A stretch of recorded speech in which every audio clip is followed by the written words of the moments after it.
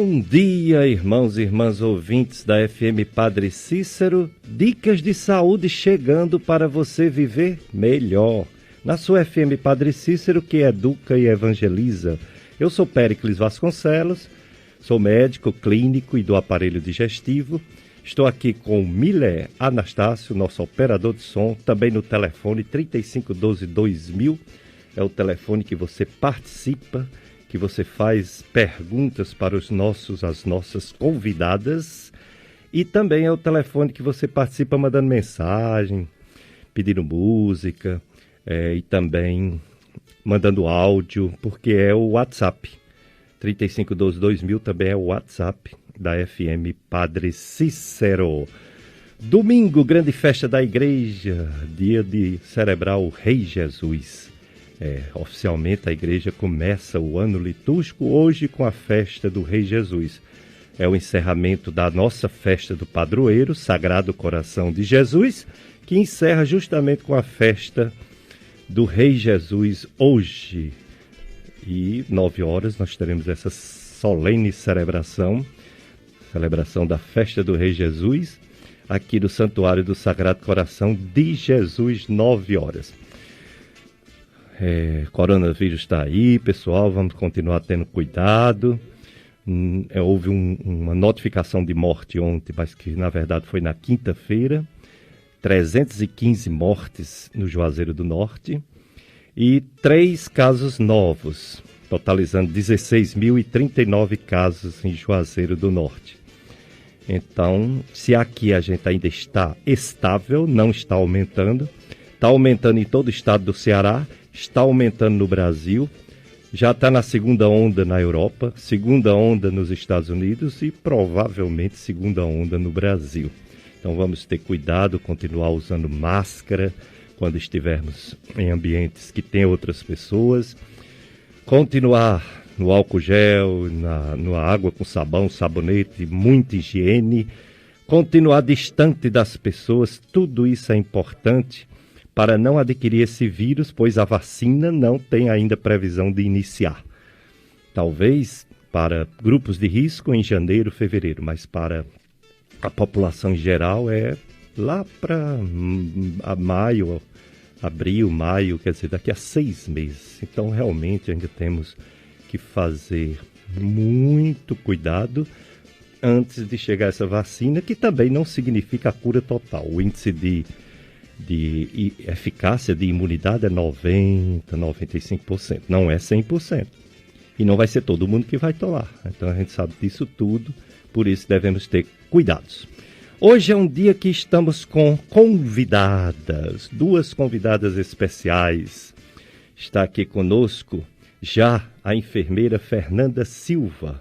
A doutora Fernanda Silva, ela vem falar sobre o Instituto de Estomaterapia do Cariri, que ela faz com a sua sócia, outra enfermeira, Estefânia Feitosa, que não pôde comparecer.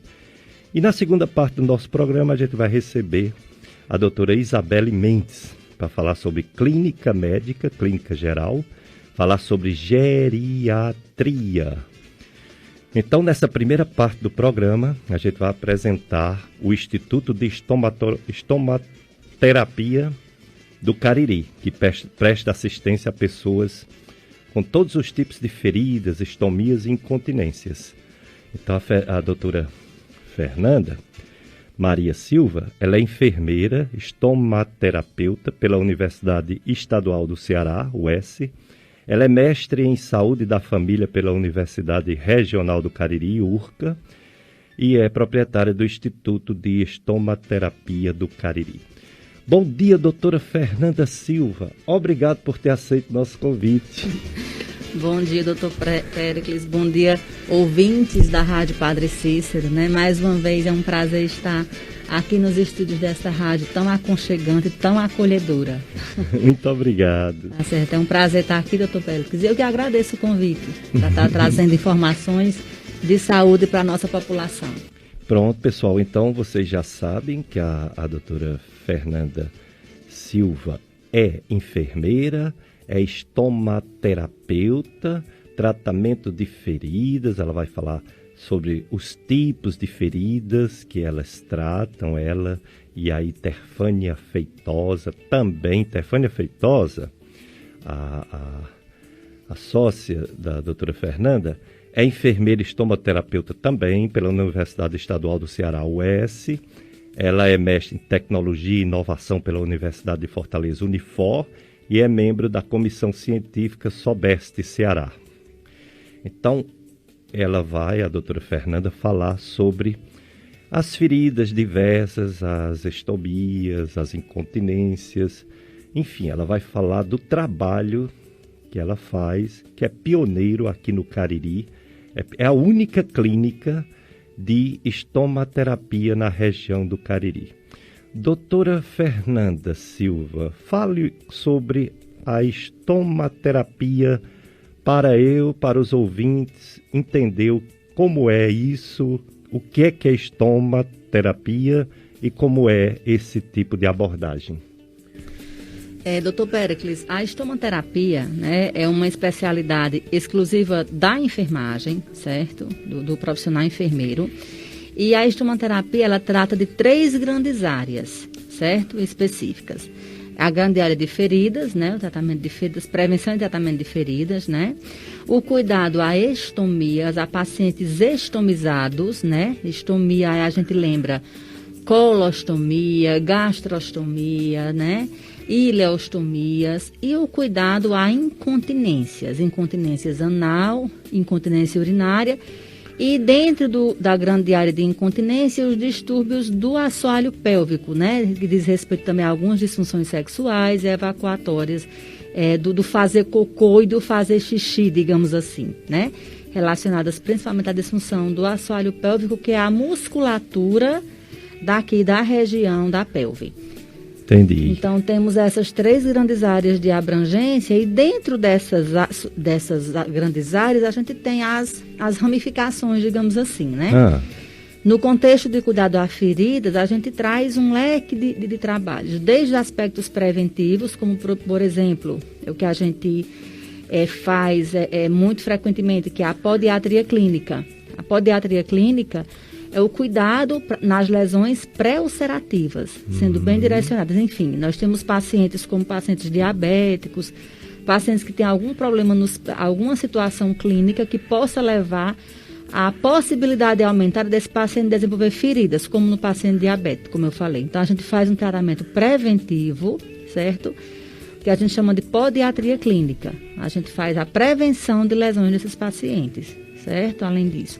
E ainda no contexto de feridas, nós tratamos pacientes com pé diabético, né? Pacientes com úlceras venosas, queimaduras, feridas infectadas num contexto geral, enfim, nós em todo o grande leque, né? Que todos os tipos de feridas, tá certo? Externas, tá, doutor? Porque você é gastroenterologista, né? Então, muitas pessoas chegam a gente, ligam para a clínica, nos procuram.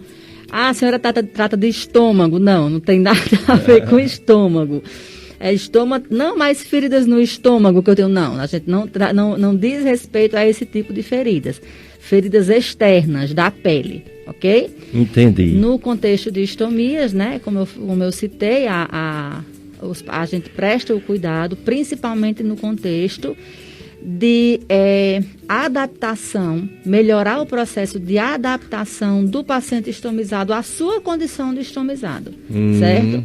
O paciente estomia, certo? Significa boca, digamos assim. Então, estomia é uma abertura na pele diferente do natural, feita intencionalmente. Então, a gente tem a colostomia, como o presidente Bolsonaro passou, né, ele teve um momento que ele ficou colostomizado, porque teve um trauma no intestino e teve que exteriorizar a saída das fezes enquanto cicatrizava a lesão do intestino. Então, ele tinha o cólon intestinal exposto, então ele era colostomizado. E aí nós temos outras estomias também, né, como eu citei aqui, gastrostomias, traqueostomias, que a gente presta esse cuidado ao paciente no contexto principalmente de adaptação desse paciente à sua condição de vida, né? E incontinência também, como eu falei, né, com a incontinência anal, né, que refere-se à perda involuntária de fezes, de urinas, de gases, né?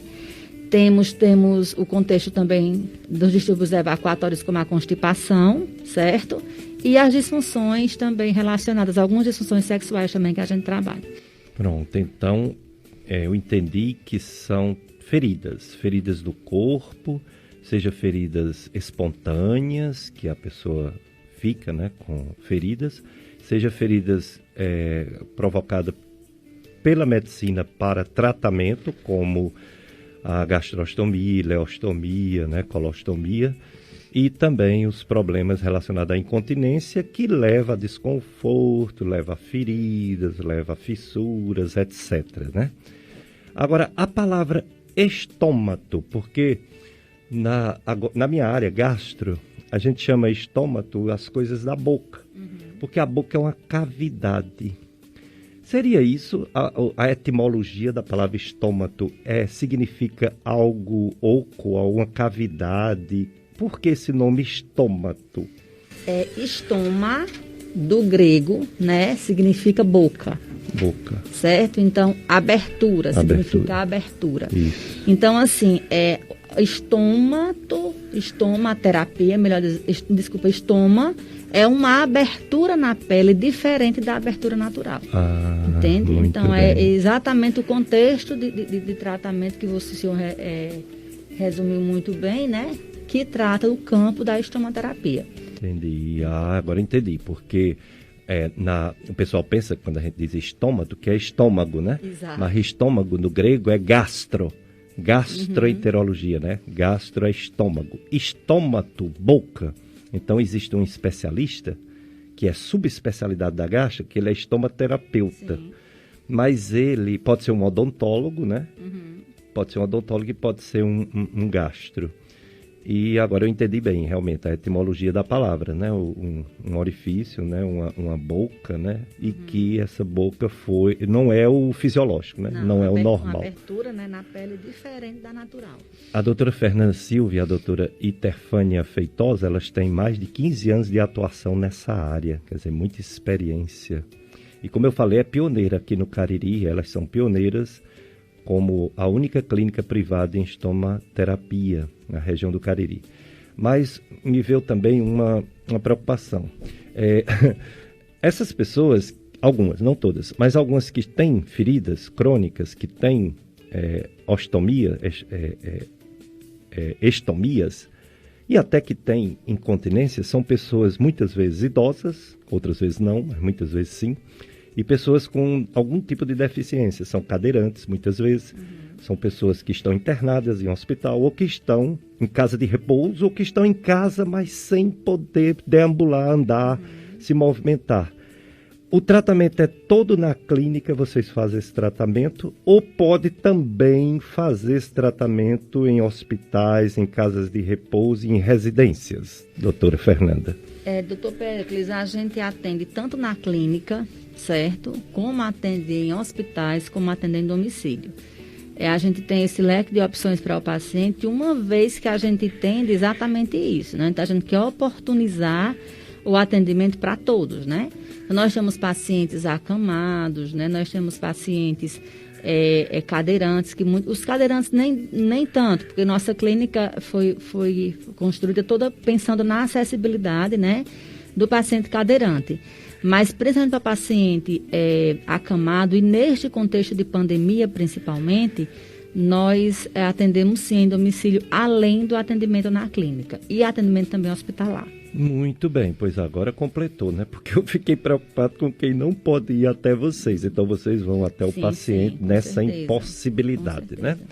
Comunicado de programação da FM Padre Cícero, até o próximo dia 30, o quadro Padre Cícero e Quem é Ele, com a apresentação de Fagner Andrade, cientista social e pesquisador sobre as romarias de Juazeiro do Norte. O quadro acontece dentro do contexto da romaria dos 150 anos de ordenação sacerdotal do Padre Cícero, do dia 20 ao dia 30 de novembro. É veiculado no programa Mais Amigos, apresentado pelo Freitas. É de segunda a sexta, de 7h15, apresentado por o Gerlândio Ângelo, né?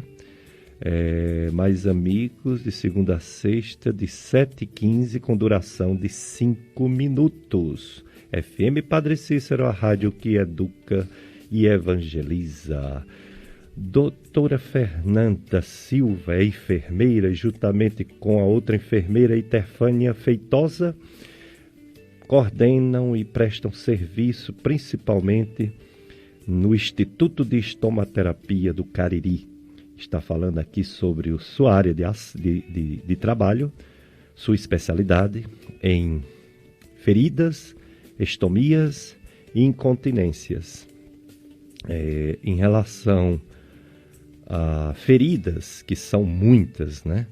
O ser humano, ele, quando ele se fere, o sistema imunológico ele tem que estar muito bom para a recuperação. E às vezes tem pessoas que são com várias doenças, têm uma certa idade, perde a elasticidade da pele, né? O que ele turgou da pele fica diferente, e aí tem uma dificuldade enorme de cicatrizar. E às vezes são as doenças, por exemplo, diabetes é uma doença que, quando ocorre uma ferida, devido à característica própria de circulação alterada, as feridas são mais dificuldade de cicatrização. E aí entra os especialistas em estomaterapia para tratamento. Eu lembro quando eu estava no Rio de Janeiro, existia uma coisa bem, vamos dizer assim, rústica, de tratamento de feridas em diabéticos, na Santa Casa Misericórdia. Não sei se isso ainda cabe nos dias de hoje, na modernidade, que será da década de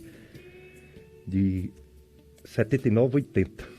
Era açúcar, colocava-se açúcar nas feridas e havia uma recuperação um pouco mais rápida. Mas hoje existe substâncias, pomadas, cremes que devem substituir esse tratamento rústico, não é isso, doutora Fernanda? Sim, Péricles.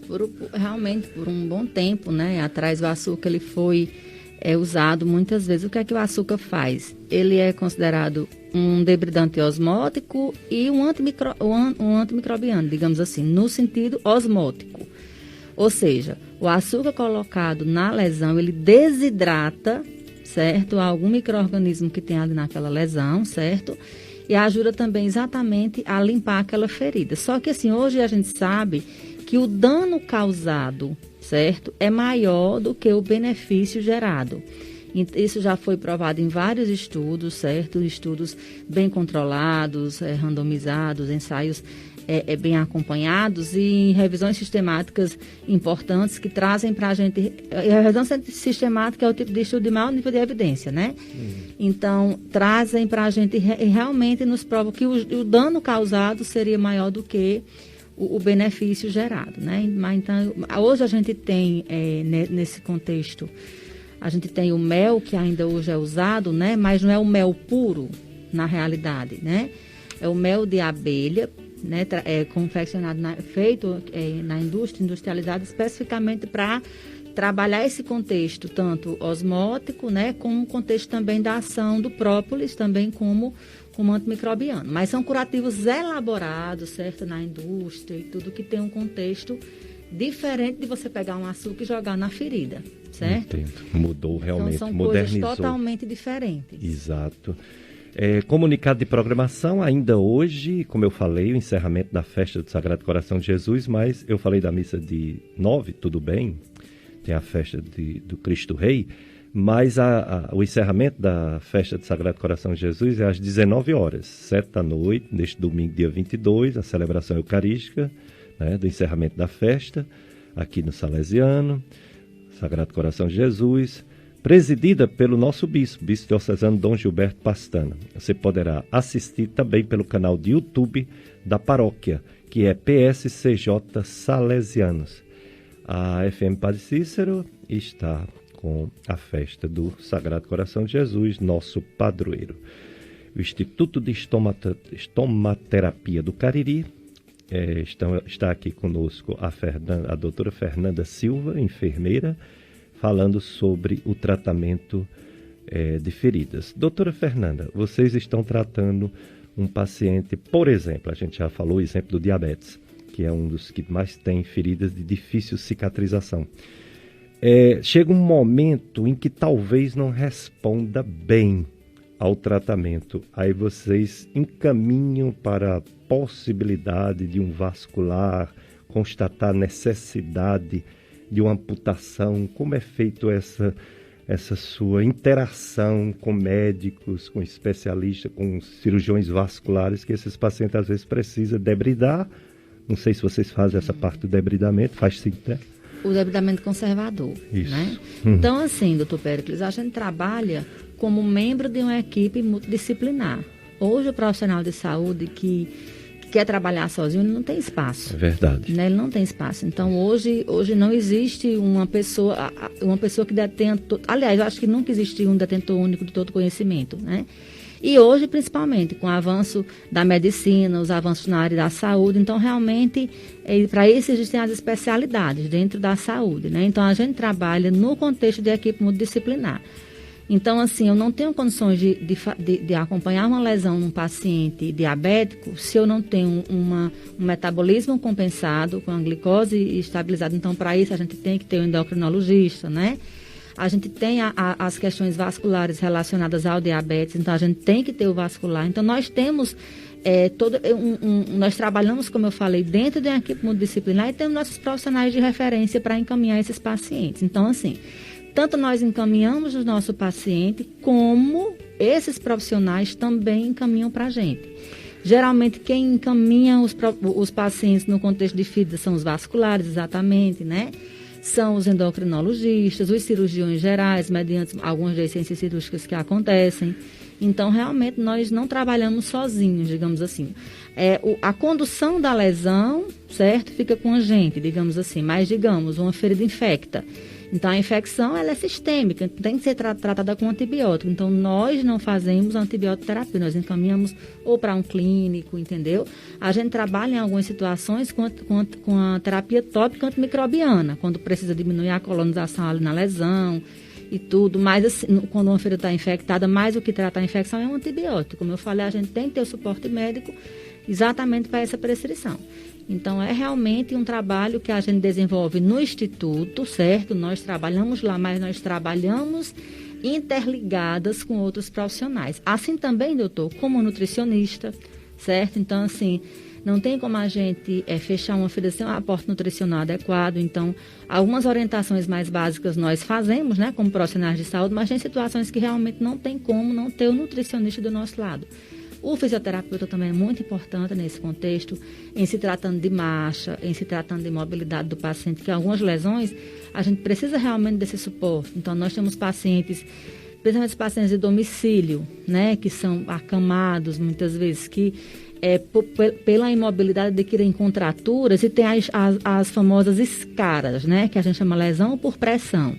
Então, muitas vezes o fisioterapeuta tem que estar com a gente para ajudar na mobilidade daquele paciente, senão a gente não consegue uma evolução satisfatória da lesão. Muito bem, estamos aprendendo sobre estomaterapia com a doutora Fernanda Silva. Vamos ao nosso apoio cultural, Mila, e depois a gente volta com mais entrevista, mais orientações da doutora Fernanda Silva, enfermeira. Voltamos a apresentar Dicas de Saúde.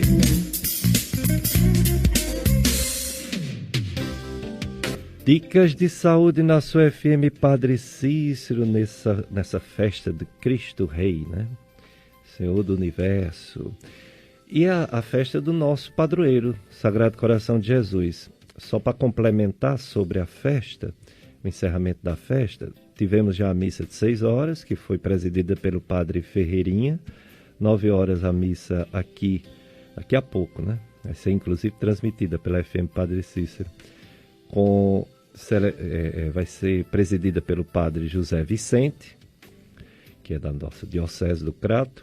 Às 16 horas também haverá a Santa Missa, presidida pelo Padre Cícero Oliveira. Padre Cícero Oliveira, da Matriz Nossa Senhora das Dores. E às 19 horas a Santa Missa de encerramento será presidida com o Bispo Dom Gilberto Pastana. Então, festa do Sagrado Coração de Jesus. Estamos aqui com a enfermeira Fernanda Silva. ela é estomaterapeuta. E tem o Instituto de Estomaterapia do Cariri para tratamento de feridas, estomias e incontinências. Ela vai dizer o endereço bem direitinho, viu? Para você saber onde é. A gente falou um pouco sobre feridas, vamos falar um pouco sobre as estomias. Ela citou o caso do presidente, e tem muitas pessoas que, seja por um acidente, né, seja por uma doença, né, um tumor no intestino, que precisa melhorar primeiro a situação do intestino para depois o trânsito ficar totalmente normal. Ou seja, não é o fato de uma pessoa ter um tumor que vai operar e acabou. Não é só assim não, infelizmente não. A pessoa fica com dificuldade para defecar pela via normal, que é a via anal. Então é necessário muitas vezes um médico cirurgião, um proctologista, fazer uma estomia. Também aquelas pessoas que não podem se alimentar porque tem algo obstruindo a passagem do alimento. Então existem essas passagens para ser alimentado o paciente, gastrostomias, ileostomia, que é o ilho intestinal, a gastrostomia é diretamente no estômago, jejunostomia também é no intestino, para alimentar o paciente.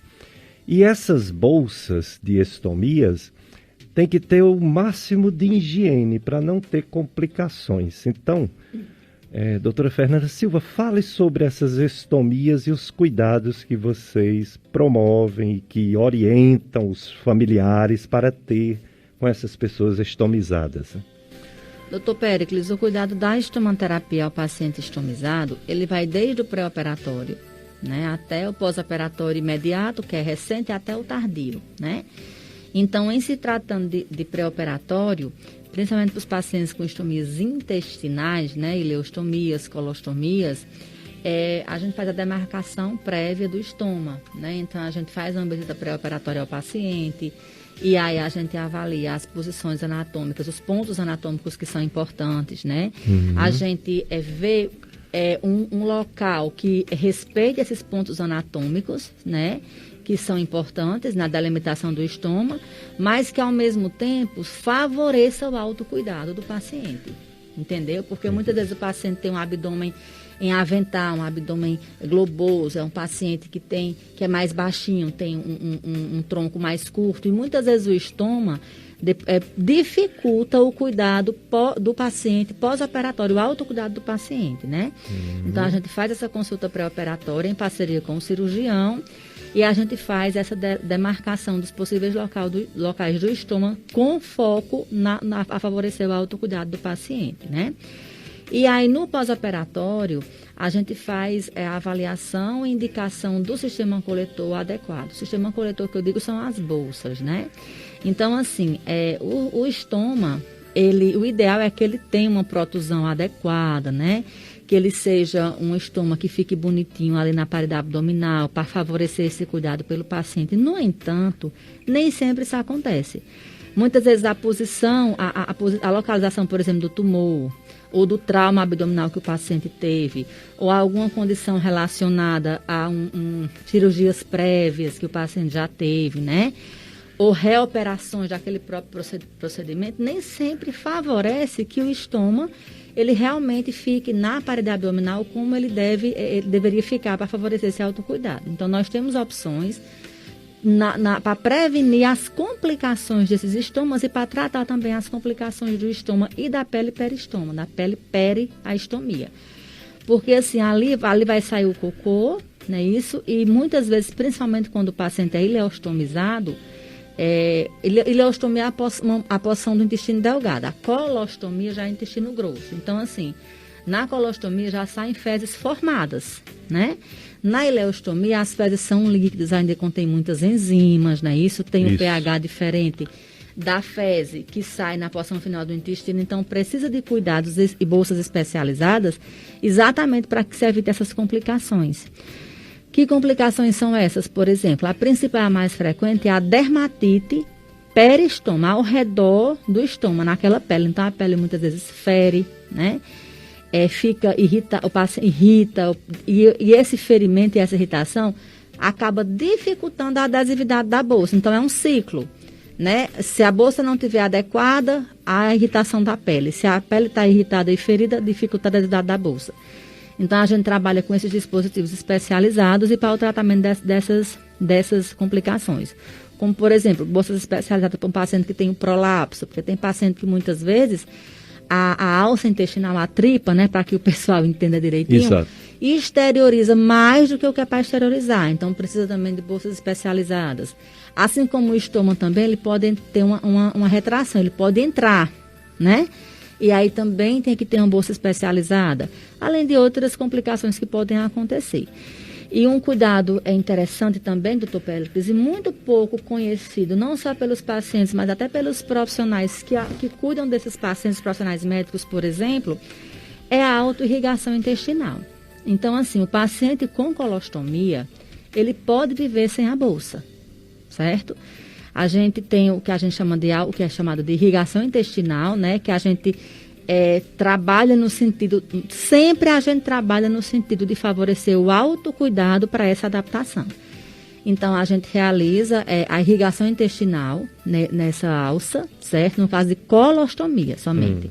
E existe um oclusozinho, que é um tampão que a gente coloca, certo? E o paciente, ele vai para a hidroginástica dele, ele vai para a praia, ele vai para qualquer lugar usando esse tampãozinho e fica sem usar a bolsa coletora, né? Então, assim, a gente capacita o paciente para esse cuidado, para ele ficar totalmente ou parcialmente, pelo menos, livre da bolsa coletora, né?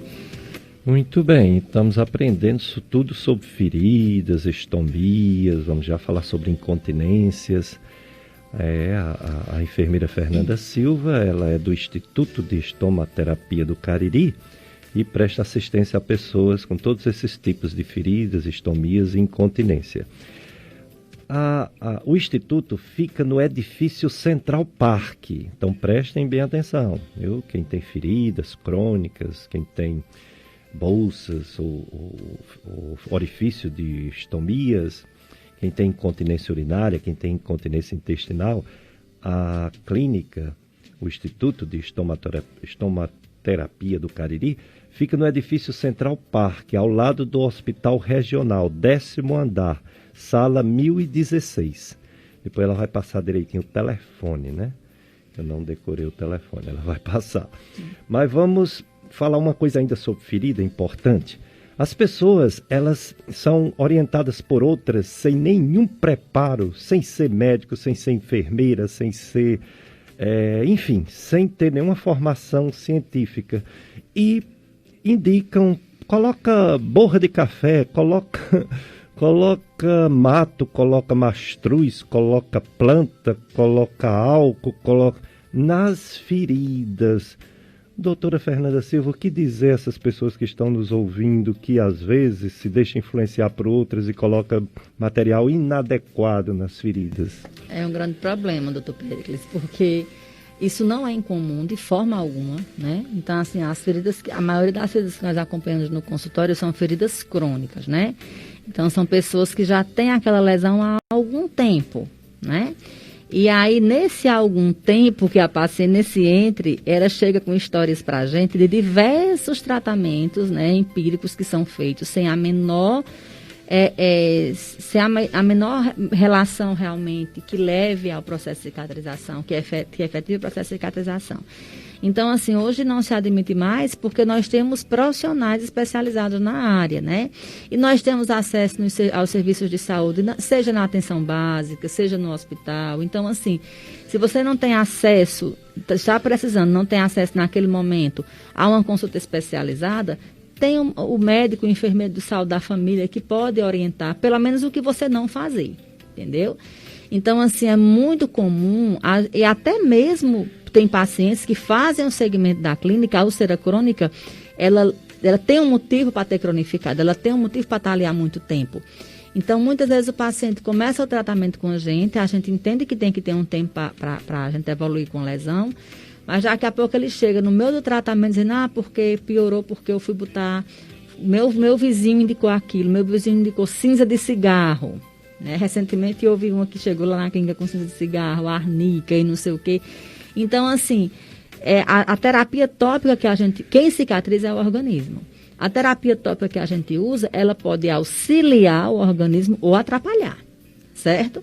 Então, se você não tem aquela orientação do especialista, aquela orientação correta para estar colocando alguma coisa no leito, é melhor que você não coloque, certo? Que você cubra a sua lesão até o momento de você procurar um especialista, do que você estar colocando coisas que um e outro orientam, que fazem atrapalhar, que muitas vezes levam à infecção daquela lesão e piora muitas vezes a situação do paciente. Muito bem. Antes da doutora Fernanda chegar aqui para falar com a gente sobre tudo isso que ela faz, eu tinha uma ideia errada, eu acho que muita gente tem, né? Que elas só tratava, ela e a doutora Itefânia Feitosa, feridas, né? E até as estomias mesmo, porque é uma ferida, vamos dizer assim, um orifício feito por médico, mas não deixa de ser, né? Um orifício não natural. Uhum. Mas ela deixou aqui claro, e agora eu quero que ela explique melhor, as incontinências, não é só quando causa o sem querer, se urina, e incontinência anal, pessoas que perdeu a força da musculatura de conter e termina defecando, às vezes até sem sentir, sem querer, urinando sem querer e defecando sem querer. Como é o que vocês fazem, doutora Fernanda Silva, nessas situações? Como é o tratamento que vocês fazem para incontinência urinária e incontinência anal, retal? Doutor Péricles, existem vários tipos de tratamento que a gente desenvolve. A primeira coisa que a gente faz quando o paciente chega, seja com incontinência urinária, seja com incontinência anal, é procurar entender a incontinência do paciente. Isso. Muitas vezes, quando aquele paciente ele já vem com um relatório médico, que um coloproctologista encaminha ou que um urologista encaminha, já fica mais fácil, né? Para a gente delimitar, não dispensa essa avaliação, mas aí a gente já tem mais dados ali coletados, digamos assim. Então, nesse momento, a gente tem que identificar que tipo de incontinência o paciente tem. No caso da incontinência urinária, por exemplo, tem a incontinência urinária de esforço, né? Tem a incontinência urinária mista. Tem uma classificação de incontinência que, a partir daí, a gente vai determinar a conduta terapêutica. A mais predominante é a incontinência urinária de esforço, né? Que é presente tanto em homens, principalmente em homens pós-prostatectomia, pós a retirada de cirurgia da próstata, né? Como também em mulheres, principalmente que tiveram vários filhos, né? Que tenham idade depois de 60 anos. Só abrindo parênteses, doutor Péricles, para que as pessoas entendam que a incontinência urinária e anal ela é mais prevalente na população idosa. Isso não quer dizer que seja uma condição normal na população idosa. Não é normal. Não é, eu estou envelhecendo, então é normal eu perder esse xixi. Não é isso. Isso não existe. Tem tratamento, e é importante o tratamento porque a incontinência urinária é uma causa importante de isolamento social daquele idoso, de depressão. Então, assim, abrindo esse parêntese para trazer isso para vocês, para que as pessoas entendam isso. Incontinência não é normal e tem que ter um tratamento adequado. Então, voltando à questão do tratamento, como a gente tinha falado, né? Determinada a causa ou as causas da incontinência, nós adotamos o tratamento ou os tratamentos específicos. O tratamento principal e primeiro de todos é a terapia comportamental. Então, muitas vezes o comportamento, algumas coisas relacionadas aos hábitos daquele paciente acabam afetando, certo, aquela incontinência, seja anal, seja urinária, né? Então, assim, a gente vai orientar como aquele paciente deve evacuar, como aquele paciente deve fazer xixi, programação de horário de fazer xixi, de horário de fazer cocô, orientação em relação ao consumo de líquidos, ao consumo de alimentos sólidos, enfim. Isso seria algumas coisas relacionadas à terapia comportamental, que é o primeiro passo. O primeiro passo, eu digo que, na verdade, é o protagonista da história, é a terapia comportamental. Outro ponto que a gente trabalha é o fortalecimento da musculatura do assoalho pélvico. O que é isso? Né? A gente tem a pelve, que é conhecida como bacia, né? Que não é só osso. A gente tem uma rede muscular dentro da pelve, que ela sustenta, realmente é uma rede, doutor Péricles. de músculos que a gente chama assoalho pélvico, que ela sustenta nossos órgãos abdominais e pélvicos.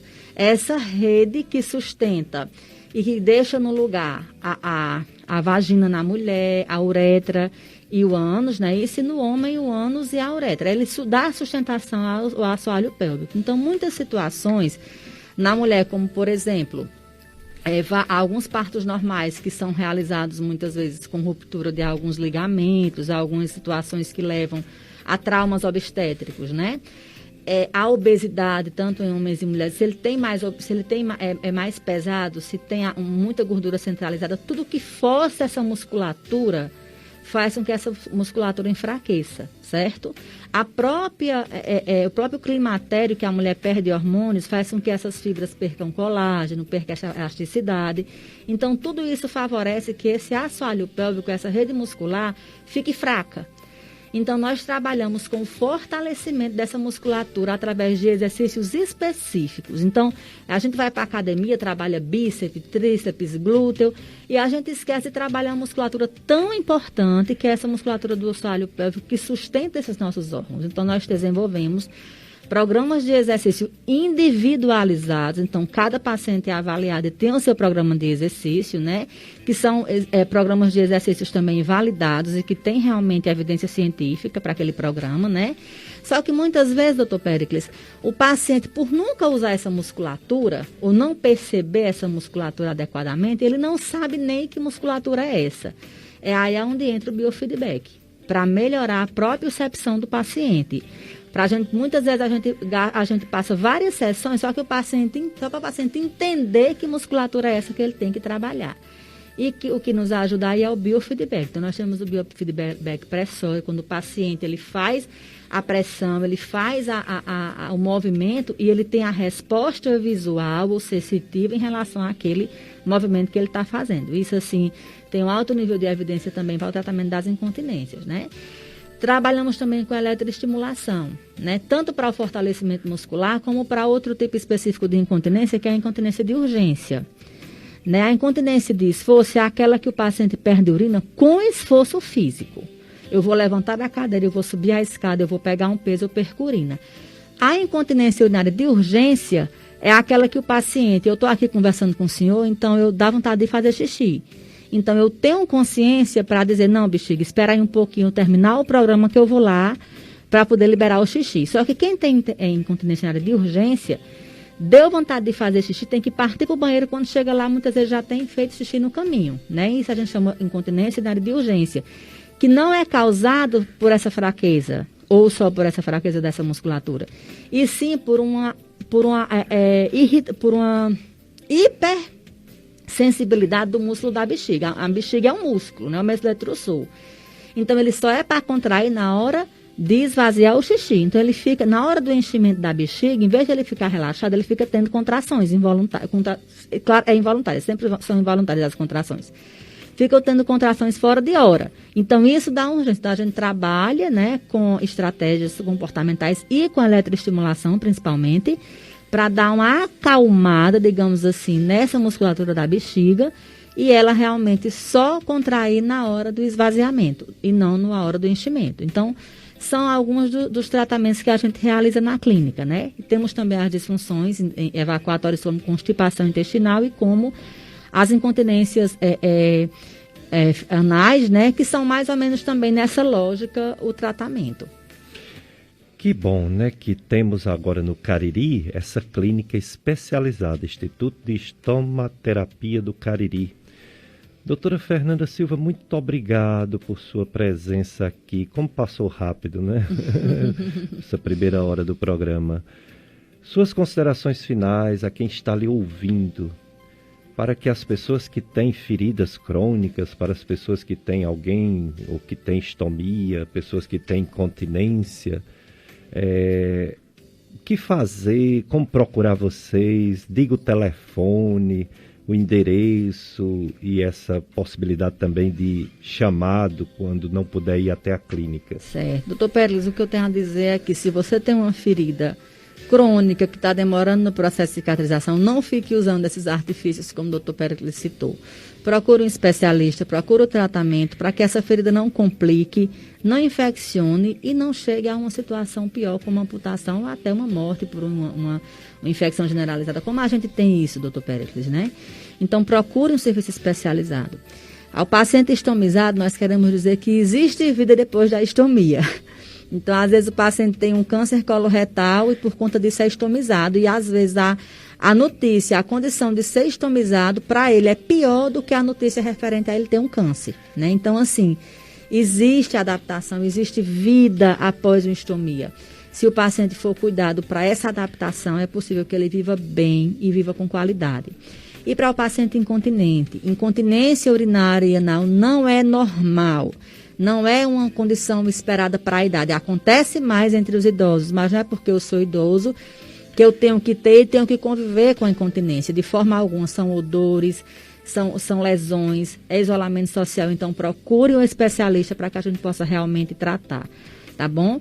E em relação aos estomizados especialmente, que eu não citei, doutor Péricles, dizer que esses pacientes eles têm direito de receber os seus equipamentos pelo Estado, as suas bolsas coletoras, as suas tecnologias adjuvantes, como cintos, pomadas, cintas, etc., pelo Estado. Aqui a gente faz o cadastramento lá na Policlínica, ou então lá no ambulatório de estomaterapia da Universidade Estadual do Cariri, da Regional do Cariri da UFCA. A gente cadastra o paciente é encaminhado o cadastramento para Fortaleza e o Estado fica mandando esses insumos para o paciente. Então, como a gente tem pacientes que não sabem desse direito e que não procuram esse direito, então procurem os seus direitos. E nesse contexto a gente agradece, certo, a FM Padre Cícero, aos ouvintes. Deixamos aqui nosso contato, certo? O contato da clínica é 99953 4039, certo? Temos outro também, que eu vou deixar aqui para o doutor Péricles dizer que pode deixar. Que eu não estou com ele aqui na minha cabeça. Então, assim, entre em contato, agende a sua avaliação. E eu queria estar chamando a atenção, doutor Péricles, porque novembro é o mês, né, em alusão ao diabetes, né, a prevenção do diabetes. E assim, nós do Instituto de Estomaterapia do Cariri, essa semana agora, de 23 a 27, nós estamos realizando em alusão a essa temática, o cuidado ao pé diabético gratuitamente. Então, você que é diabético, com ou sem ferida, certo? Pode ligar para esse número, agendar uma avaliação gratuitamente, que essa semana a gente está fazendo um mutirão do pé diabético. Tanto para quem tem já ferida, como para quem não tem. Para que a gente possa fazer o rastreamento de risco daquela pessoa e orientar o cuidado para aquela pessoa não desenvolver ferida. Então, você que é diabético, que tem um vizinho, um pai, um irmão, entre em contato com esse número, 9953 4039. Agende sua avaliação gratuita para essa semana, que é a Semana do Pé Diabético, que a gente vai lhe receber com as orientações devidas para o cuidado, seja da sua lesão, seja em prevenção da sua lesão. Ok? Então, deixo aqui mais uma vez o meu agradecimento à Rádio Padre Cícero e aos ouvintes que estão com a gente até agora. Miller, doutor Péricles, obrigada pela acolhida. Obrigado, doutora Fernanda Silva. Maria Aldeide Barbalho disse que você é uma doutora maravilhosa. E ela é fã do programa e de quem eu convido. Obrigado, Aldeide. E vamos para o nosso apoio cultural, né? Mais uma vez agradeço a doutora Fernanda Silva. Tão importante trabalho na nossa região caririense e que as pessoas tomem conhecimento disso e procurem ajuda, porque agora temos uma clínica especializada.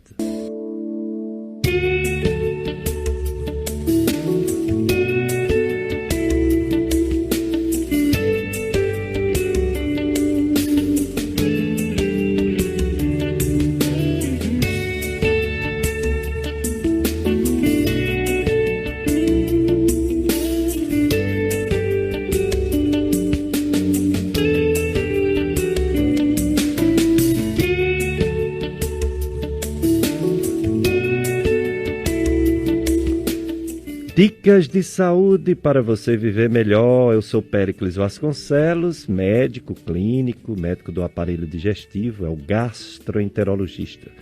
Falar em gastro, nós estamos na Semana Brasileira do Aparelho Digestivo. Infelizmente virtual, né? Virtual, é tudo pelo computador. A gente ia para essas reuniões, esses congressos em várias capitais do Brasil.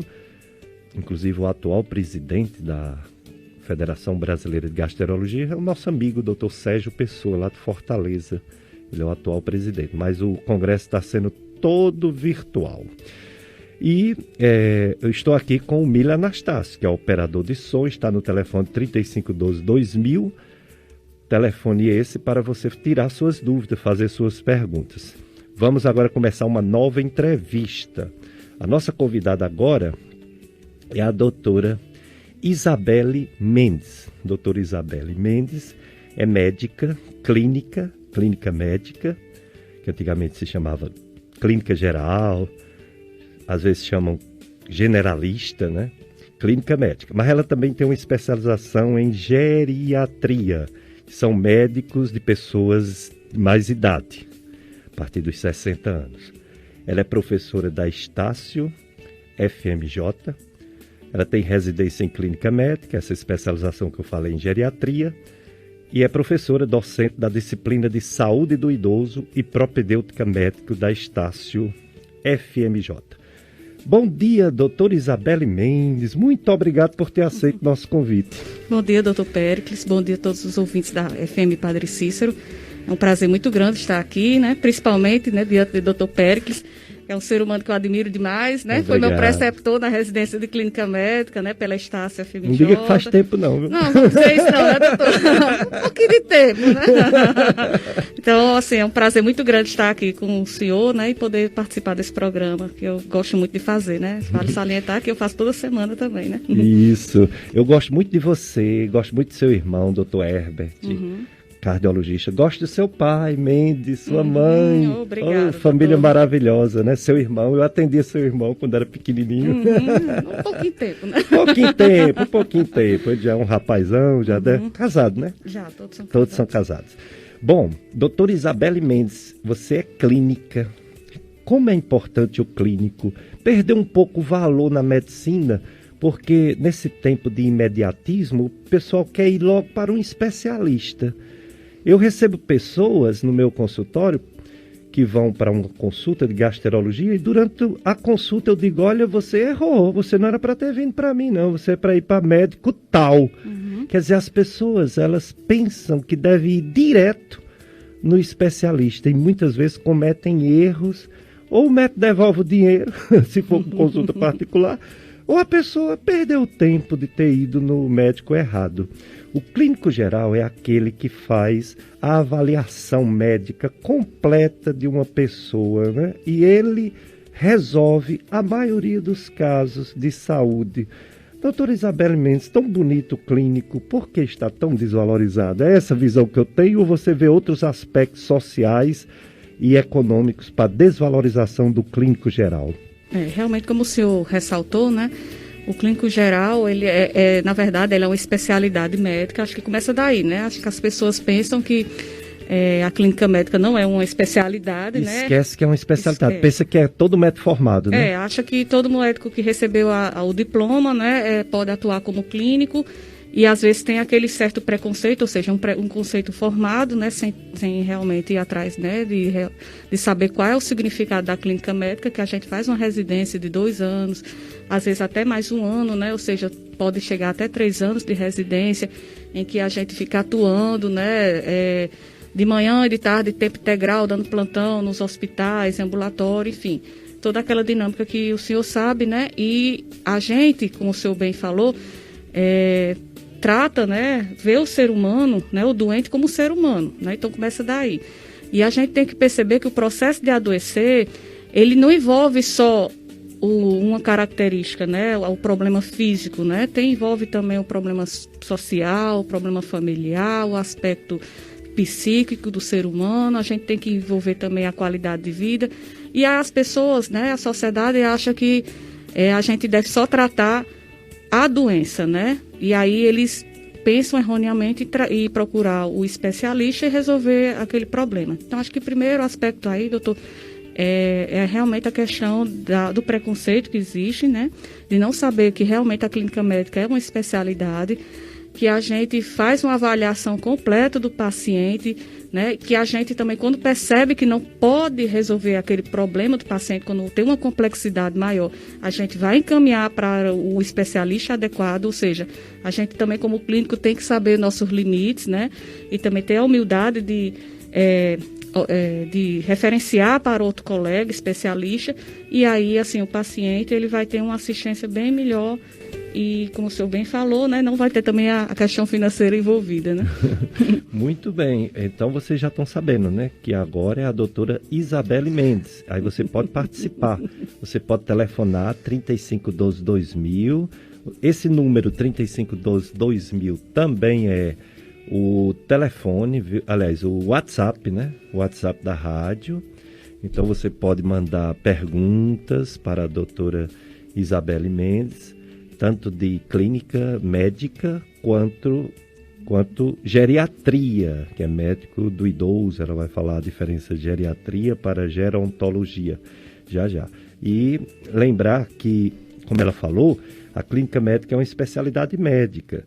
O clínico que faz essa residência, que depois faz prova de título, etc., ele não é cirurgião, ele não é pediatra, ele não é ginecologista obstetra, ou seja, ele não é um clínico geral, ele é um clínico que não faz intervenções cirúrgicas, nem atende criancinhas, nem atende a parte de ginecologia obstétrica, quer dizer, é uma especialidade médica importantíssima.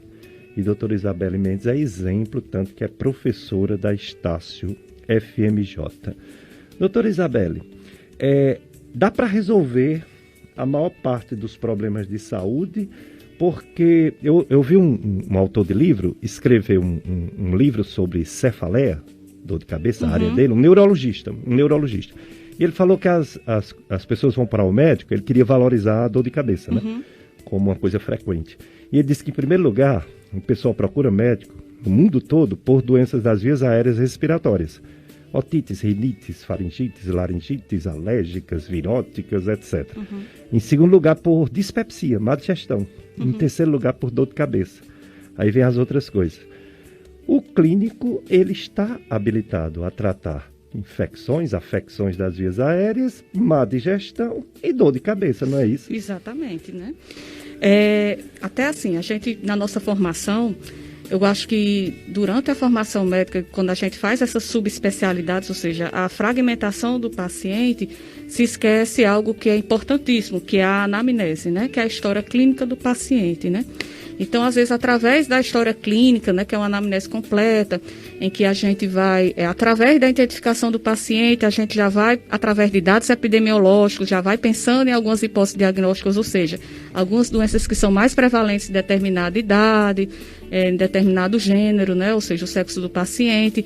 E aí a gente também vai avaliar o paciente de acordo com o seu trabalho, com a profissão, como é que ele trabalha, quantas horas ele passa sentado, se o trabalho dele é estressante ou não, o estado civil, porque a gente sabe também, principalmente na geriatria, né, que algumas afecções, elas são mais prevalentes naqueles pacientes, né, que não têm companheiro, que moram só.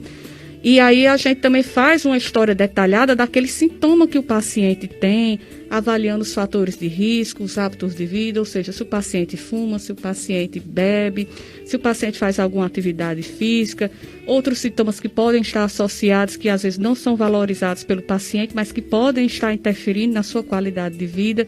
Enfim, essa história física, né, história clínica, alguns autores dizem que só pela história clínica bem feita, né, ou seja, o médico ouviu o paciente, está prestando atenção no que o paciente está falando, né, prestar atenção na linguagem não verbal, que muitas vezes alguns médicos esquecem, infelizmente, pelo tempo, pela correria, né. Então, assim, o que é que acontece? A gente é capaz de diagnosticar 80% das afecções, ou seja, das doenças, só por uma história clínica bem feita. E se for associada a um exame físico minucioso, ou seja, a gente examinar o paciente, né, de uma maneira correta, então, associada a isso, a gente pode chegar até 90% dos diagnósticos, né? E aí, uma história clínica bem feita com um exame físico rigoroso, né, como eu bem falei, podem chegar até 90% dos diagnósticos. Então, os exames que a gente vai pedir, solicitar, eles vão ser mais direcionados, né? Ou seja, a gente tanto vai diminuir os custos em saúde, vai expor menos os pacientes a exames desnecessários, e aí a gente é capaz de fechar o diagnóstico.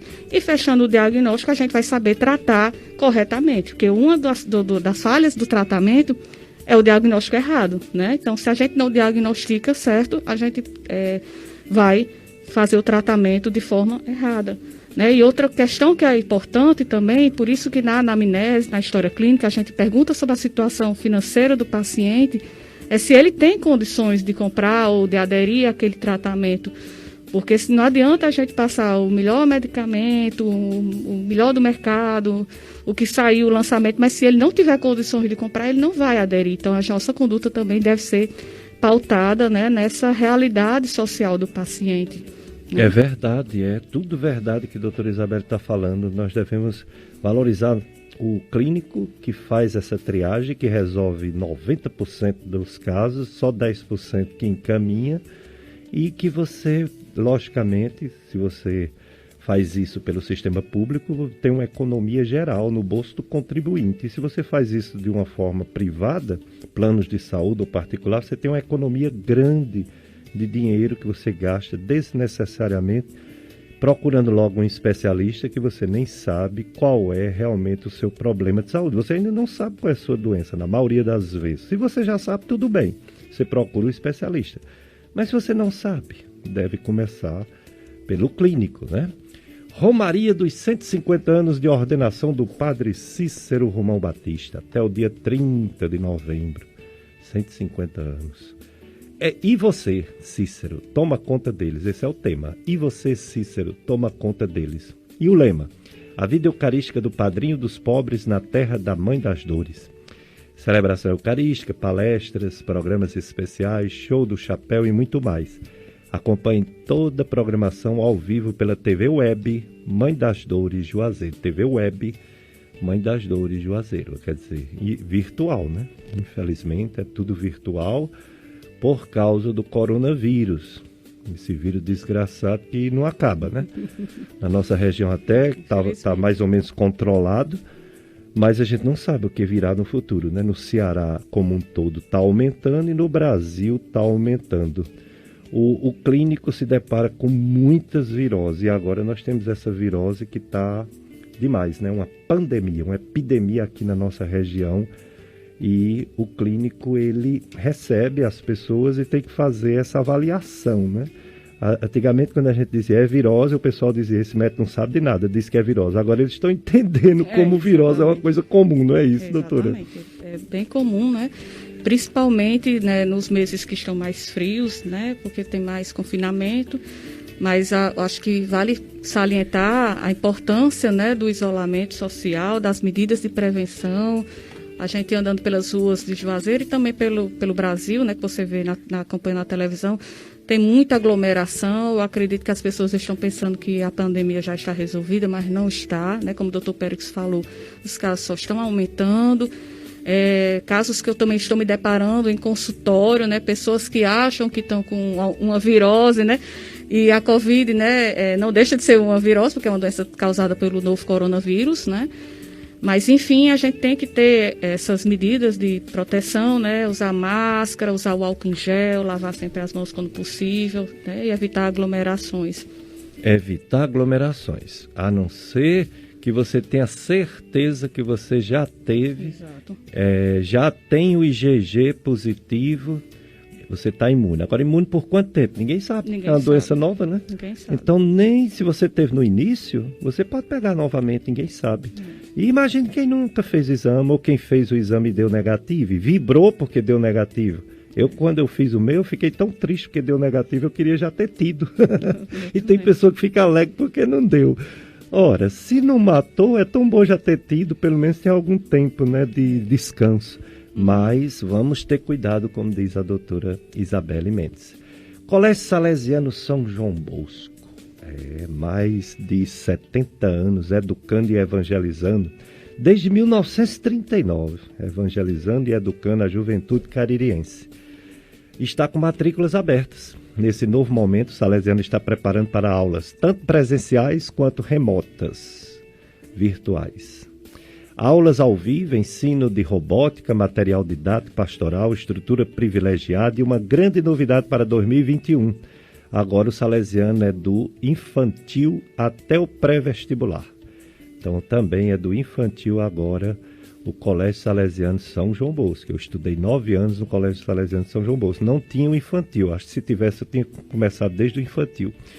Colégio Salesiano São João Bosco de Juazeiro do Norte, telefone 2101-3770. 2101-3770. Agende sua visita. E vamos juntos para você mudar o mundo, juntos para você ser mais. Siga as redes sociais do Salesiano Juazeiro, @Salesiano Juazeiro. Matrículas abertas e apoio da sua FM Padre Cícero. Doutora Isabelle Mendes, e a geriatria? Fale sobre essa especialidade médica que você se dedicou, fez especialização, está atuando nessa área, está ensinando aos futuros médicos também nessa área de geriatria. O que é a geriatria, doutora Isabelle?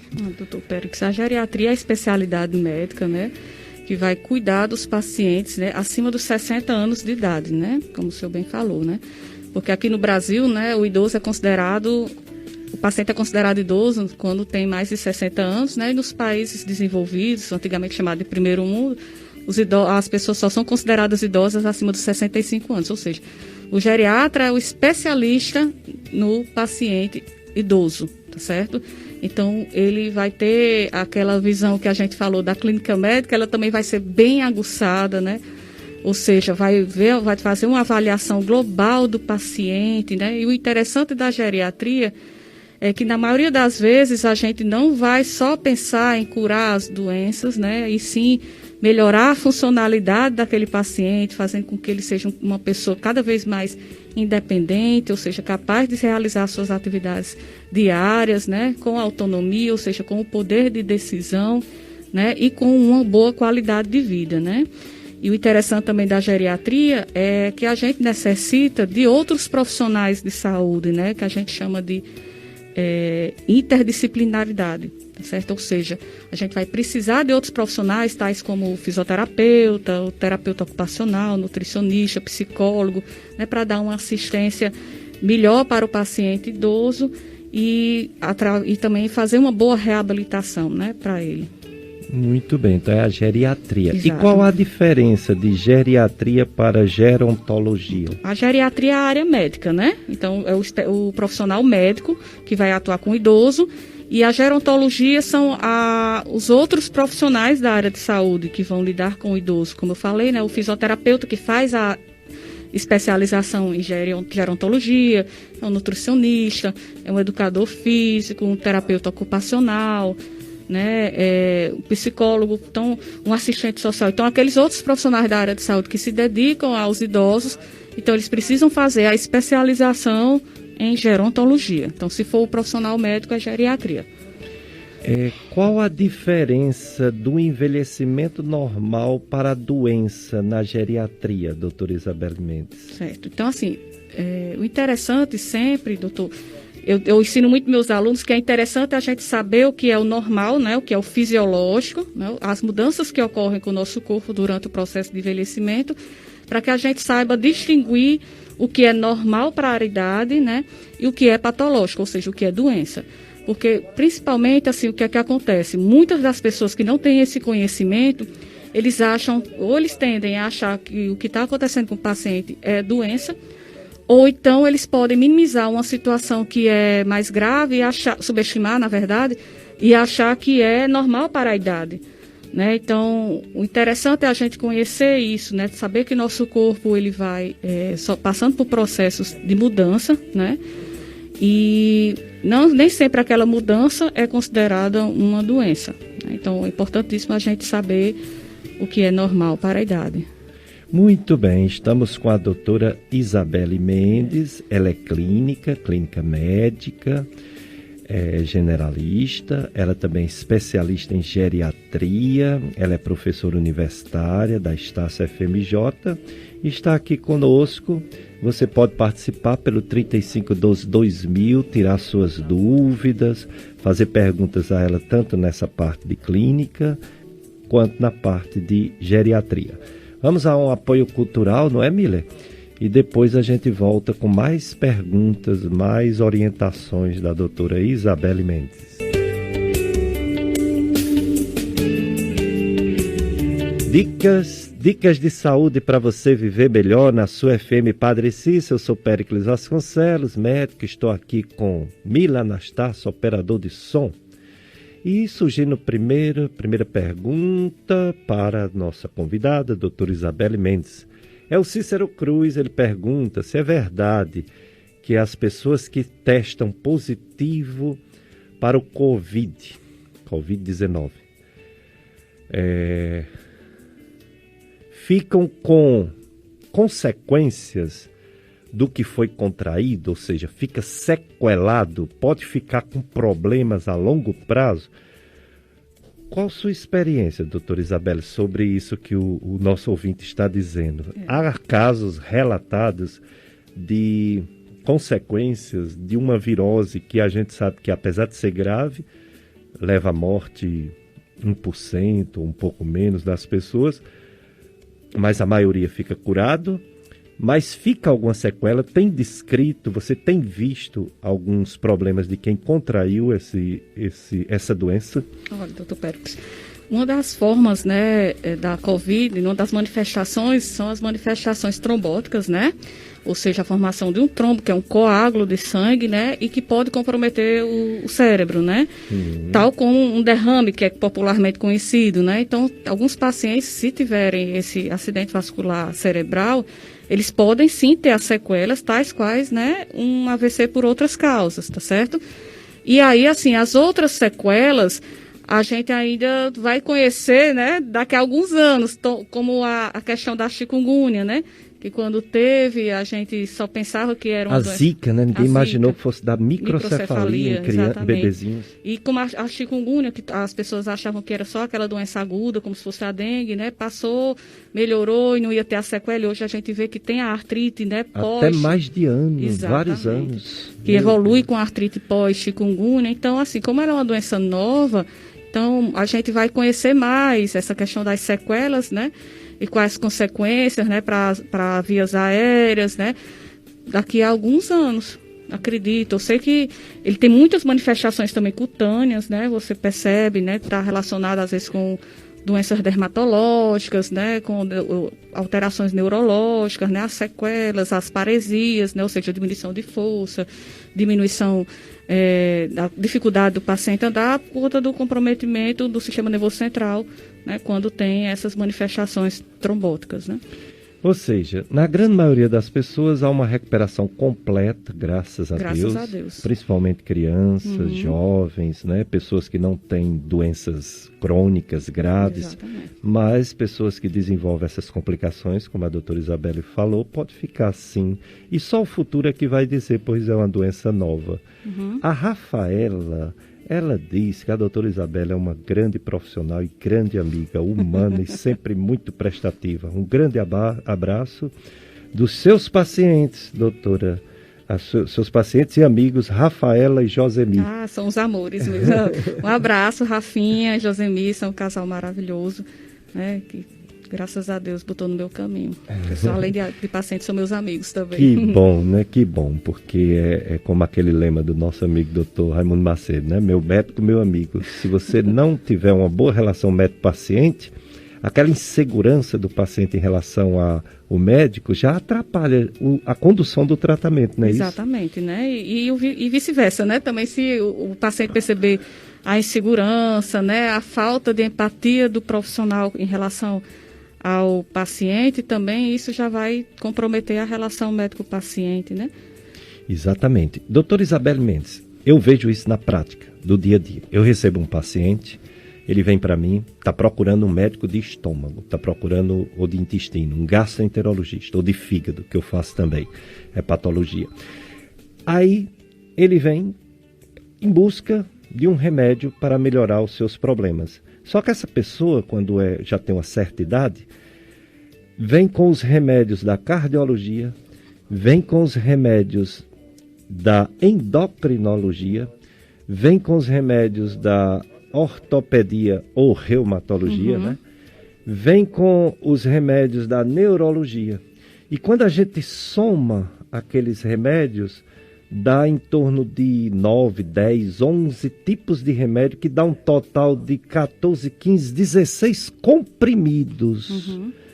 Cada médico passa 2, 3 remédios ou 4 e soma tudo. Aí fica, justamente no idoso que dá mais efeitos colaterais, os fármacos, né? Fora os chás que eles tomam, que alguns também dão problemas. O que falar sobre essa polifarmácia nesses pacientes idosos, doutora Isabelle? Como o senhor bem argumentou, né? A questão do paciente idoso, como ele tem várias doenças crônicas, né? Porque isso faz parte do processo do envelhecimento, né? Por isso que eu disse que a anamnese é importante, a gente já na identificação, pela idade do paciente, a gente já vai pensando em algumas doenças que são mais prevalentes, né? Então, a importância do geriatra é justamente isso, né? É a gente poder ver o paciente no todo, né? E a gente questionar sempre, em cada consulta, quais são as medicações que aquele paciente está tomando, né? E saber que muitas vezes os sintomas do paciente, eles podem ser decorrentes da polifarmácia. E o que seria a polifarmácia? A polifarmácia é o uso de 5 ou mais medicamentos, né, do paciente.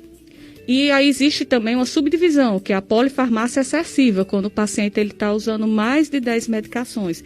E como o doutor falou, né, os pacientes idosos, eles têm, né, durante o processo de envelhecimento normal, alterações no seu sistema de excreção, né, principalmente o renal, né, em que ele vai ter uma diminuição da excreção dos medicamentos, como também da metabolização dos medicamentos, e isso vai fazer com que eles tenham mais reações adversas, né, mais interações medicamentosas, e muitas vezes, né, pode até ser que esses pacientes que cheguem ao senhor, né, eles não tenham nenhuma doença subjacente, e sim seja uma reação da medicação, né? Então, cabe a gente que trabalha com o idoso sempre fazer uma revisão medicamentosa, fazer o processo também de desprescrição, ou seja, tentar retirar, né, aquelas medicações que são potencialmente inapropriadas para o paciente idoso, né, e tentar deixá-lo com as medicações que realmente são necessárias para eles, né, para minimizar cada vez mais os danos, né? Ainda bem que nós temos excelentes médicos aqui na região do Cariri, graças a Deus. É um grande centro de referência médica, é o nosso Juazeiro Crato Barbalha, né? Veja que coisa interessante. Uma ouvinte do Crato, ela disse que foi ao médico, fez exames e deu um pouco de falta de vitamina D. Vitamina D. O médico falou que era necessário apenas que tomasse 20 minutos de sol.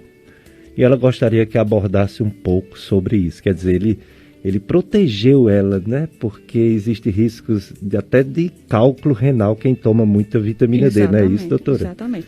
Primeiramente, tem que saber, né, qual é a idade desse paciente, né? Qual é o grupo, se ele faz parte do grupo de risco, ou seja, se é gestante, idosos ou pacientes que fizeram cirurgia bariátrica, ou seja, redução do estômago, né?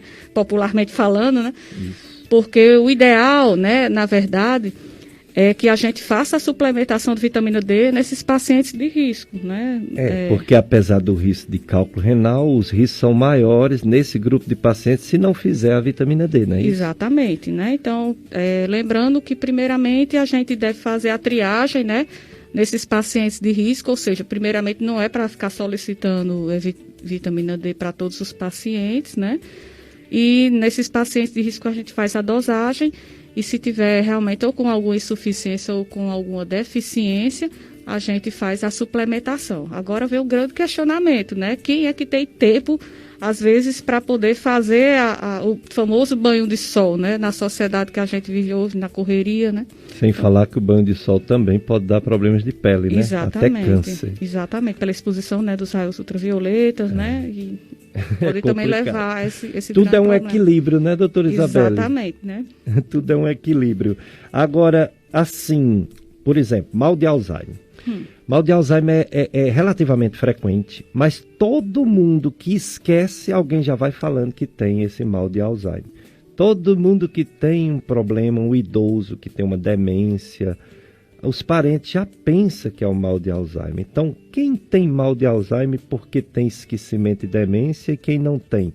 O geriatra tem que avaliar, não é isso? Exatamente. Né? Primeiramente, a gente tem que ver, né, que durante o processo de envelhecimento, né, a gente vai tendo uma diminuição do nosso volume, né, cerebral, né, e aí vão existir, né, alterações que a gente fala de cognição. Então, primeiramente, a gente tem que saber o que é o normal, ou seja, o paciente idoso, ele vai tendo comprometimento de sua memória, né? Ele vai tendo comprometimento da fluência verbal, ou seja, na capacidade de se comunicar, na velocidade de processamento. Então, quando é que a gente vai se preocupar realmente se esse paciente tem demência? É quando, além do comprometimento da memória, ele tem algum outro comprometimento das áreas da cognição, tais como alteração na linguagem, alteração no cálculo, na atenção, alterações executivas, de função executiva, visoespaciais, e isso vai ter que comprometer a sua funcionalidade, ou seja, não basta apenas o paciente ter queixa de memória, né, mas o paciente ele tem que ter queixa de memória com outra alteração na cognição, com o comprometimento de suas atividades funcionais. Tá certo? Então, a gente já considera isso como uma demência, tá certo? E aí, a gente vai fazer através de quê? Tanto da história clínica, né? Como também a gente vai aplicar testes cognitivos, ou seja, fazer uma avaliação, né? Para ver justamente essa questão da memória, né? Da execução, da função visoespacial. E também vai aplicar escalas de funcionalidade, né, para ver se tem comprometimento nas suas atividades, tais como fazer compras, usar o telefone, lidar com a finança, né, se ele tem capacidade de se cuidar, como tomar banho sozinho, de se levantar da cama. Então, se tiver esse comprometimento, aí a gente diz que é uma síndrome demencial. Mas é importante, sim, que quando a família perceber, né, que geralmente quem percebe é a família, né, nessa questão da demência, e não o paciente.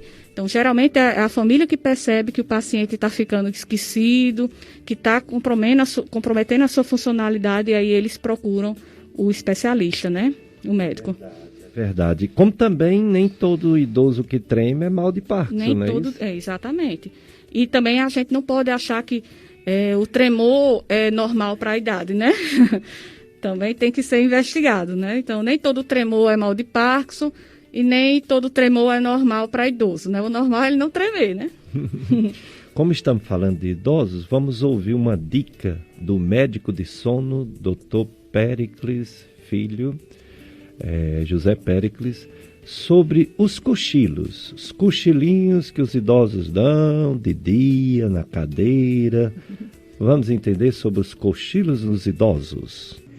Bem, pessoal, eu me chamo Péricles, sou médico do sono.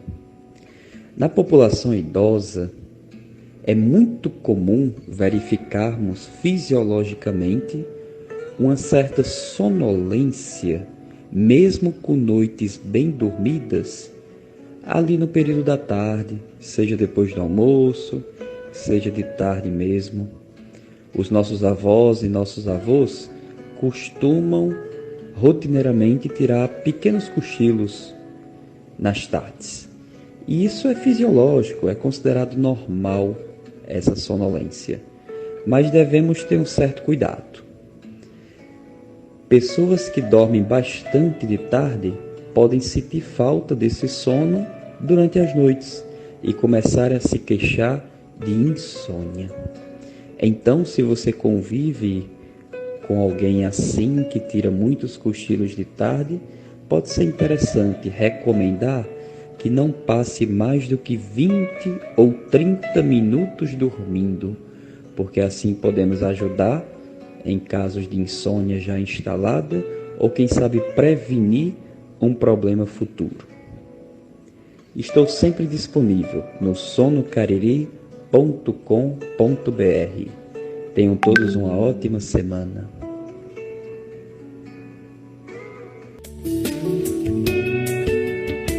Dicas de saúde, vemos aí a dica das cochiladas, hein? depois do almoço, oh, coisa boa. Sentado, né? Porque se deitar imediatamente após a comida pode causar algum refluxo de conteúdo do estômago para o esôfago e para a garganta.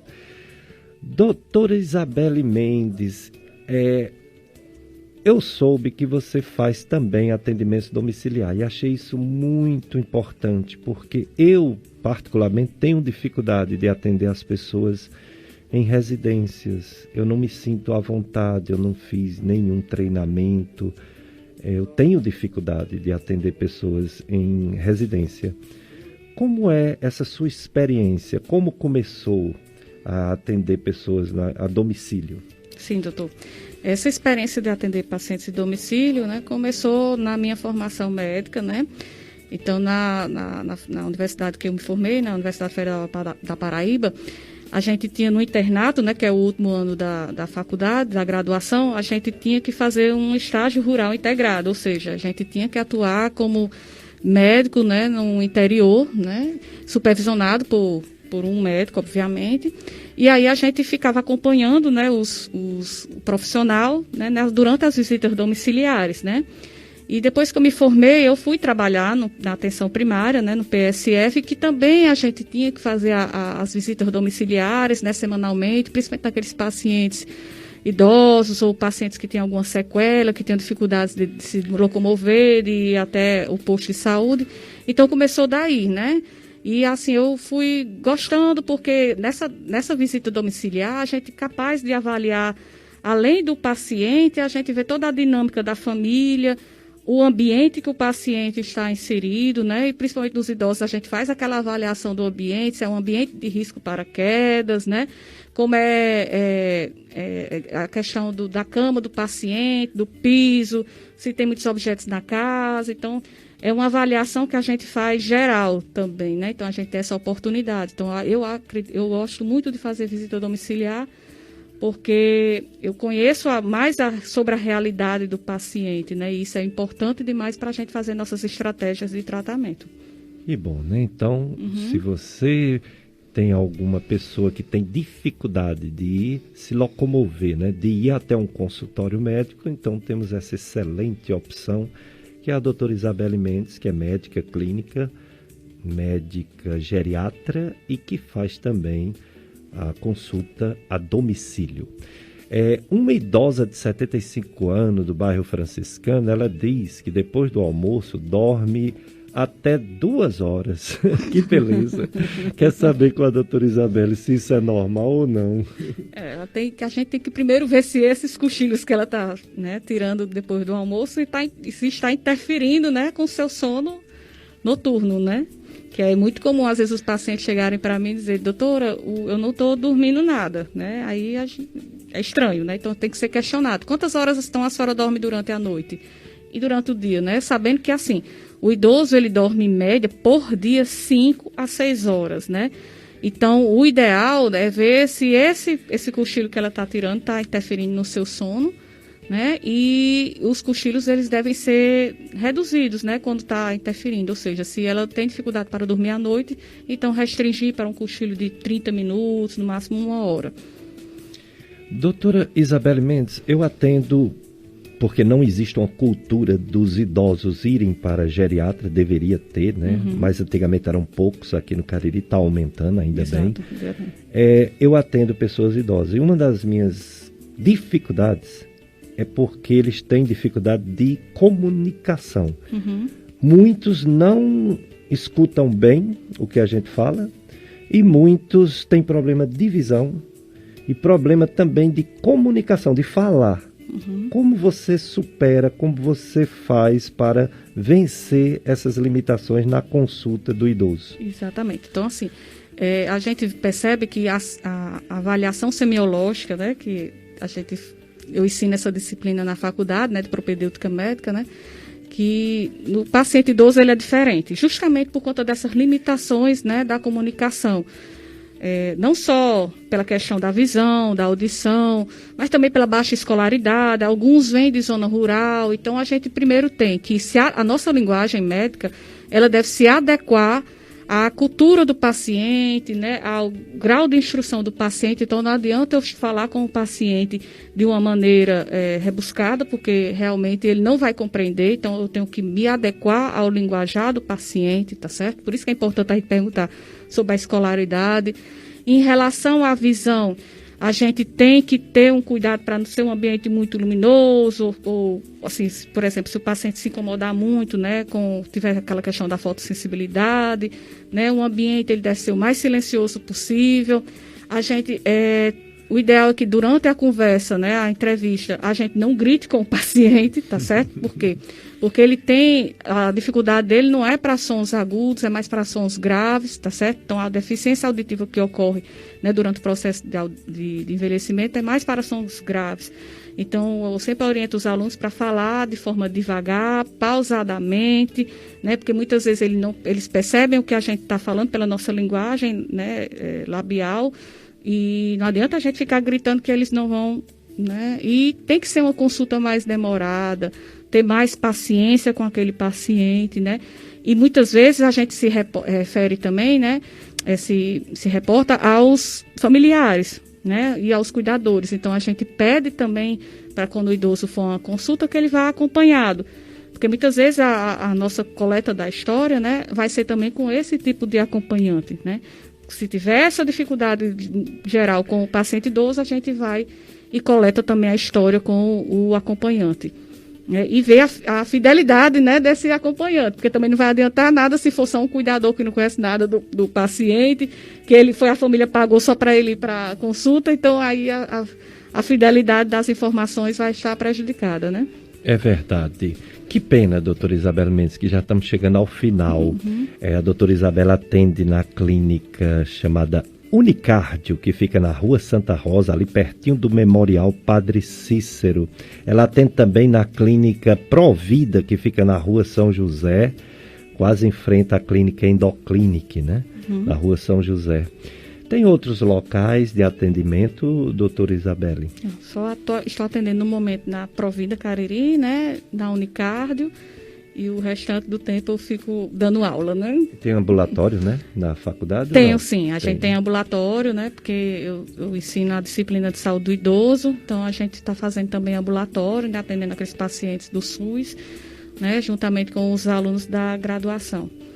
Suas considerações finais para os ouvintes da FM Padre Cícero, principalmente sobre a questão do paciente de idade, o paciente que precisa de orientação médica, que está tomando muitos medicamentos e precisa que um geriatra faça uma avaliação. O que você tem de mensagem para as pessoas que estão nos ouvindo e os parentes de pessoas de idade? Certo. Então, eu recomendo assim, que todo paciente, né, toda pessoa acima de 60 anos, né, eles procurem um especialista, que é o geriatra, né, para que possa, né, a gente fazer uma avaliação global, né? Existe até na geriatria a avaliação geriátrica ampla, né, em que a gente faz uma avaliação global do paciente, envolvendo tanto o aspecto físico como psicossocial, ambiental, em que a gente vai conhecer o paciente como um todo, né?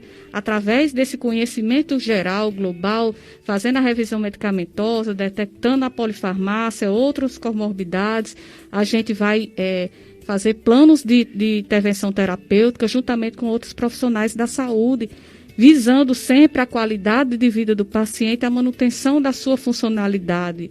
Porque, assim, pelo conceito da Organização Mundial de Saúde, né, que fala sobre o bem-estar social, físico e psíquico, e não a ausência de doenças, ele não vai estar aplicado ao paciente idoso, por conta das suas doenças crônicas. Mas, sim, a gente tem que incorporar esse conceito a qualidade de vida, o bem-estar, a funcionalidade, a independência e também a autonomia, tá certo? Então, o geriatra, ele vai ser o maestro, né? Aquele que vai coordenar, né, todos os problemas de saúde do paciente idoso, é quem vai orientar, é o que vai cuidar, é o que vai tirar as dúvidas e, se possível, vai encaminhar para os especialistas e não o inverso, né? Ele ir do especialista primeiro e depois procurar o geriatra. E também o clínico, né? Muito bem. Doutora Isabela Mendes, muito obrigado. Viu? Eu que agradeço, sua doutor. visita, vamos organizar, quando tem aquelas campanhas, né? Quando tiver Alzheimer, quando tiver alguma coisa assim, para você ter mais tempo de nos falar sobre algo específico. Hoje foi bem geral, né? Exatamente. Obrigado, Mila Anastácio. Sim, doutora. Sim, eu que agradeço, senhor, mais uma vez, um prazer muito grande estar aqui com o meu mestre, né? Foi meu preceptor de clínica médica, aprendi muito com ele, estou muito feliz em estar aqui com o senhor. Muito obrigada por tudo, pelo carinho, pela receptividade, que Deus continue abençoando o senhor e sua família, né? Falar que sou professora, né, dos 2 filhos dele, então é uma honra muito grande. Maravilha. Não é? Então, enfim. Então, meus filhos estão em boas mãos. Graças a Deus, né? E queria desejar a todos um bom domingo, que Deus abençoe a todos. Obrigado muito, doutora Isabel Mendes. Obrigado, Mila Anastácio. Você, ouvinte, fiquem conosco na FM Padre Cícero. Daqui a pouco a missa, Santuário Sagrado Coração de Jesus, toda a programação da FM Padre Cícero e uma semana cheia de paz, cheia de amor, cheia de Deus. Um abraço para todos.